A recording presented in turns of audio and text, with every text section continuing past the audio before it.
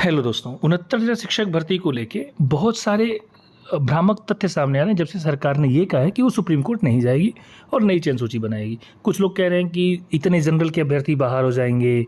General ने 19,000 पदों को ओबीसी एससी एसटी के खा लिया है। ऐसी बहुत सारी खबरें आ रही हैं। साथ में ईडब्ल्यूएस अंदर होगा, बीएड बाहर होगा। ऐसे करके इतनी भ्रांतियां फैली हुई है कि हर अभ्यर्थी डरा हुआ है। उसको समझ नहीं आ रहा है कि मेरे साथ क्या होगा, क्या मैं सुरक्षित हूं। आज इन सब मुद्दों को व्यापक तौर पर समझेंगे एक एक करके। तो पहले जानते हैं कि भ्रांति के मुख्य बिंदु क्या है। कुछ एमआरसी से जुड़ी हुई भ्रांति है, ओवरलैपिंग से जुड़ी हुई भ्रांति है, सुरक्षित क्रमांक से जुड़ी हुई भ्रांतियां हैं, 19,000 सीट को लेकर बहुत सारी भ्रांतियां हैं। मूल सूची कैसे बनी, ये भी एक समस्या है कि कैसे बनी थी भाई मूल सूची। क्या बीएड वाले बाहर होंगे, क्या ईडब्ल्यूएस शामिल होंगे। इतनी सारी समस्याएं एक साथ अभ्यर्थी झेल रहा है और वो तनाव में जी रहा है। तो उसके तनाव के हिसाब से, उसके तनाव को कम करने के लिए हम सही चीज़ें लेके आए हैं। पहला है एमआरसी से जुड़ी भ्रांति क्या है। तो दोस्तों, एमआरसी कहते किसको है, पहले ये जान लीजिए। अगर कोई बच्चा जो क्वालिफाई जनरल में हुआ है, उसको केवल गृह जनपद आवंटन में अगर उसको अपनी कैटेगरी में मिलता है और जनरल कैटेगरी से गृह जनपद नहीं मिलता है, तो सरकार उसको केवल आवंटन के लिए ही नोटिफाई करेगी। उनकी कैटेगरी को सीट उनकी नहीं ली जाएगी, उनकी कैटेगरी की नहीं ली जाएगी। वो हमेशा जनरल में ही शामिल होंगे। लेकिन सरकार ने एक गलती की थी। सरकार ने ऐसे अभ्यर्थियों को वहाँ शामिल न करके इनको ओबीसी में शामिल कर लिया था। लेकिन रैंक उनकी जो क्रमांक सूची है वो 34,500 से ऊपर है, इसलिए किसी को दिक्कत नहीं है उनसे। हाँ, 34,589 के बाद लोग बाहर हो सकते हैं, इसकी संभावनाएं हैं। कैसे होंगे वो भी देखते हैं कि टोटल 34,000 सीटों में से 12,646 ही जनरल हुए हैं। 7,159 पद हॉरिजॉन्टल रिजर्वेशन क्षैतिज आरक्षण वालों को है और एमआरसी से 13,007 बच्चे जो ओबीसी के एमआरसी से हैं। अब सरकार ने क्या किया कि इनमें से कुछ जो कि 7,159 जो एग्जैक्ट संख्या है, उनको आवंटन में उनको ओबीसी मान लिया, ओबीसी की जगह जनरल की जगह ओबीसी मान लिया और गलत आवंटन कर दिया। तीसरी जो भ्रांतियां हैं ओवरलैपिंग की, उसको देखेंगे कि क्या ओवरलैपिंग संभव है। कुछ लोग कह रहे हैं कि 90 से 96 वाले जनरल में आ गए हैं, क्या ये संभव है। तो एक उदाहरण से इसको देखते हैं। अगर कोई बच्चा 90 से 96 नंबर पाए और वो जनरल के लिए क्वालिफाई कर जाए, कट ऑफ को, गुणांक को, ये बड़ा मुश्किल है। एक उदाहरण समझते हैं।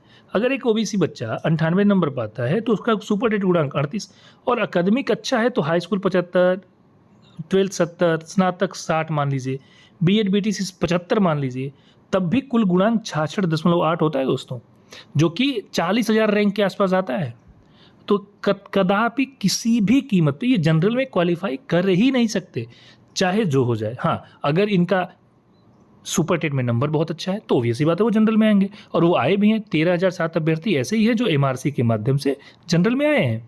सरकार ने गलती की केवल उन बच्चों के साथ जिनका जनरल से गृह जनपद नहीं मिल रहा था, और वो गृह जनपद देने के लिए उनको कैटेगरी से जनरल गृह जनपद दे दिया गया, जो कि नियमानुसार नहीं था। और यही कारण है कि नई सूची बनाने को हाईकोर्ट ने कहा है। कैसे हुआ है ये भी इसको देखते हैं। अगर सुपरटेट में अच्छे नंबर ला दे बच्चा तो ऑब्वियस सी बात है कि वो जनरल के लिए क्वालिफाई कर सकता है, और अगर उसका गुणांक भी जनरल के लायक हुआ तो वो बिल्कुल जनरल में आएगा। अब क्या हुआ कि सरकार ने जो नीचे से जो जिनको गृह जनपद देने के नाम पे उनको ओबीसी कैटेगरी में डाल दिया, केवल नोटिफाई के लिए नहीं बल्कि वास्तव में उनको डाल दिया गया था, जिसके कारण ओबीसी बच्चों की सीटें कम हुई और वो शामिल होंगे, इसमें कोई दो राय नहीं है। लेकिन 34,589 के बाद फिर से मैं कहूँगा, सुरक्षित क्रमांक को लेकर भ्रांति एकदम मत पालिए। इसके लिए मैंने 1-2 वीडियो इसके पहले भी अपलोड की है। 31,150 के ऊपर 1000% सेफ हैं। 34,589 तक भी बच्चे एकदम सेफ हैं। उनको किसी भी प्रकार से कहीं से भी डरने की कोई ज़रूरत नहीं है, क्योंकि एमआरसी लागू है पहले से। वो बच्चे जनरल में ही क्वालिफाई है। बच्चों, आपको डरने की कोई ज़रूरत नहीं है, निश्चिंत रहिए। अगली बात करते हैं कि 19,000 सीटों से संबंधित जो भ्रांतियां हैं, तो ये एकदम अफवाह है, निरी बातें हैं। हाई कोर्ट ने सीधे सीधे कहा है कि 7,149 ऐसे अभ्यर्थी जो कि 34,589 के बाद जनरल के जो शामिल हुए हैं उनके लिए समस्या है, और वो सीटें हैं 7,149, न कि 19,000। आप यहाँ देख सकते हैं लिखा है अकॉर्डिंग टू देम एटलीस्ट 7,149, केवल 7,149। अब पुरानी सूची को लेकर भी भ्रांति है कि सूची सही से नहीं बनाई गई, ओवरलैपिंग सही से नहीं कराई गई। दोस्तों, सूची को भी हम आपके साथ शेयर करेंगे, और उसके पहले मैं आपको प्रेस नोट दिखाता हूं कि प्रेस नोट में गवर्नमेंट ने क्या कहा कि सूची कैसे बनाई गई। इसके बाद सूची के गुणांक को भी देखेंगे कि कैसे गुणांक वाइज सूची बनाई गई। अब आप खुद सोचिए, जब सूची ही गुणांक वाइज बनाई गई तो किस प्रकार से ये परिवर्तन संभव है। जब गुणांक जिसका ज़्यादा है उसकी क्रमांक उसका 1 होगा, जो सबसे ज़्यादा है, जो उससे कम उसका 2, ऐसे करके ही बनाया गया है। आइए देखते हैं ये जो प्रेस नोट, और इसके बाद देखते हैं जो सरकार ने प्रेस नोट में लिखा है कि ये इसको बनाया ही गया है केवल और केवल गुणांक और विशेष आरक्षण के आधार पर, न कि किसी अन्य आधार पर। तो दोस्तों, इससे डरने की कहीं ज़रूरत नहीं है। ये तो एक पहला तथ्य है। दूसरा तथ्य भी मैं आपको दिखाऊंगा जो कि गुणांक के साथ मूल सूची का है।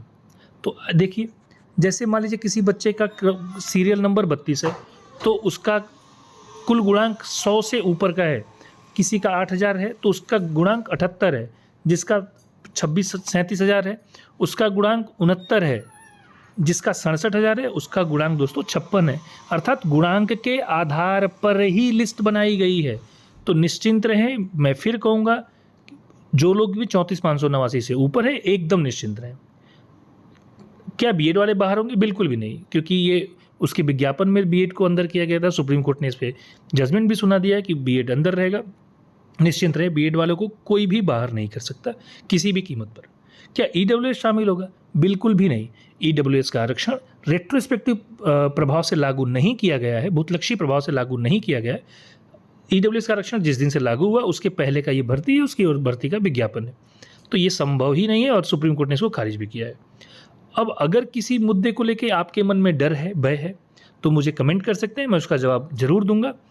तब तक के लिए धन्यवाद दोस्तों, थैंक यू।